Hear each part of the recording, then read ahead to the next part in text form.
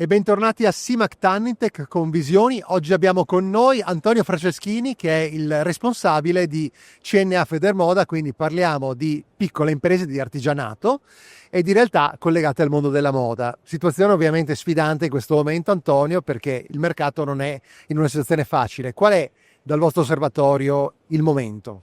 Una situazione, un momento molto delicato e tra l'altro ovviamente un periodo, perché sono almeno 2 anni che il settore sta attraversando importanti difficoltà, soprattutto anche il mondo che noi rappresentiamo come CNA, quindi il mondo delle piccole imprese, dell'artigianato e la gran parte della filiera, tutto ciò che quindi opera in conto terzi o come fornitore anche dei grandi brand. È una situazione delicata sulla quale purtroppo costantemente si innescano nuove situazioni, dalla situazione di mercato, questioni geopolitiche, quindi è veramente complessa e come CNA Federmoda cerchiamo di mettere a supporto delle imprese iniziative ovviamente per quanto è legate alla promozione, alla ricerca di nuovi mercati, ma anche azioni di carattere politico. È aperto questo tavolo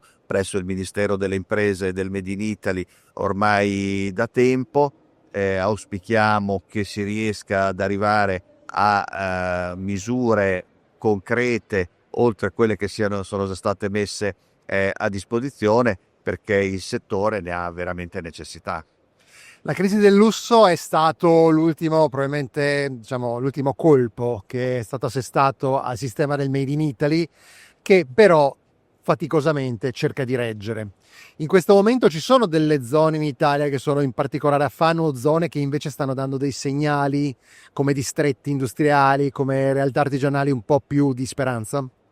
Certamente questa problematica legata al lusso è in stato di impatto fondamentale. È chiaro che la produzione italiana è legata fondamentalmente alla produzione di qualità, di alto livello, e quindi la catena di problematiche si è diffusa.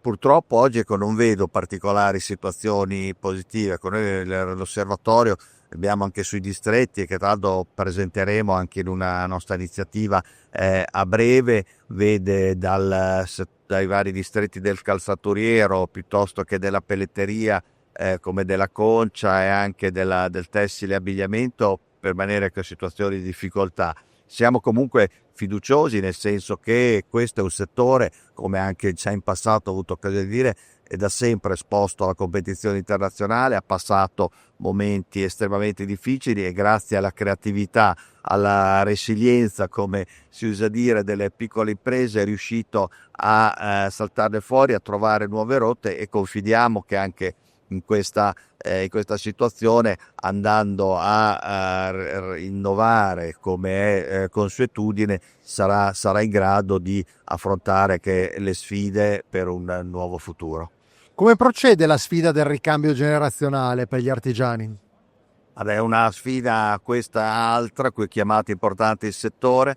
Noi abbiamo anche da recenti indagini stimato l'uscita a breve, per raggiunti limiti di età, di diverse decine di migliaia di figure. Quindi c'è una necessità sia di rinnovare le competenze all'interno delle imprese, ma anche della trasmissione di impresa. Ovviamente non c'è una grande attenzione da parte magari dei figli dei giovani a continuare le attività. L'impegno di CNA anche in questa direzione, anche nei confronti delle istituzioni, è trovare delle condizioni che possano agevolare questo, e soprattutto cercando anche verso i giovani, con l'impegno che come CNA Federmoda abbiamo da tanti anni, di stimolare i giovani ad avviare attività verso un settore che, come abbiamo detto, è estremamente complicato e difficile, ma può offrire tante opportunità e soddisfazioni. Cosa vi aspettate dalle istituzioni, che significa ovviamente Mimit innanzitutto, ma non solo, anche le regioni per esempio? Ma dalla politica, dalle istituzioni, in particolare a livello nazionale, stiamo oggi discutendo perché si arrivi ad una norma di metta in trasparenza con la legalità e la certificazione lungo la filiera. È un confronto questo importante, sul quale ecco, con anche le altre associazioni ci stiamo impegnando, perché crediamo sia importante, visto anche tanti episodi che sono successi, mettere in evidenza e tutelare quelle imprese che lavorano in maniera corretta e trasparente. C'è la necessità, come in parte dobbiamo dire, anche stato messo a disposizione all'interno della legge quadro sulla PMI, di sostenere l'aggregazione di imprese, di sostenere l'innovazione e quindi andare in questa direzione. Quello che vediamo appunto non è una risorsa a fondo perduto verso un settore per il quale non vediamo il futuro, ma proprio perché riteniamo che anche i messaggi che arrivano dai mercati internazionali, dall'attenzione verso il Made in Italy, al di là delle problematiche di mercato, l'attenzione, l'interesse permane di sostenere verso una riorganizzazione che deve passare verso sia una riorganizzazione produttiva, organizzativa, e sostenere anche al meglio con processi di accesso ai mercati internazionali. Chiudiamo con l'aspetto dell'integrazione di filiera. Siamo a Simac Tannitech, stiamo assistendo a un esempio interessante di accordo tra le due filiere, quelle dei materiali e quelle di fornitori di tecnologia. Un accordo che probabilmente può essere esteso anche ai prodotti finiti, fino quasi al negozio, io credo, quindi alla distribuzione. In questo momento qual è l'importanza, vista da voi, di un'integrazione di tutti quelli che sono gli attori di questo palcoscenico?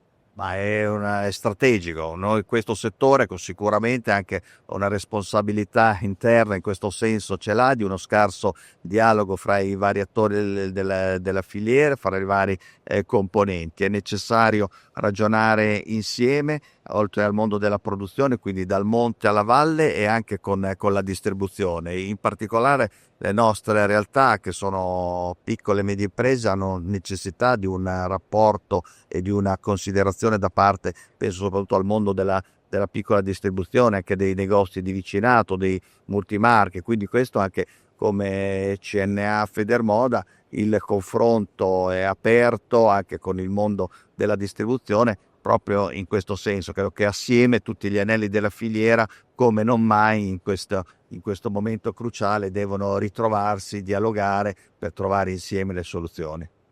Grazie ad Antonio Franceschini, CNA Federmoda, e ci vediamo tra poco con un nuovo ospite.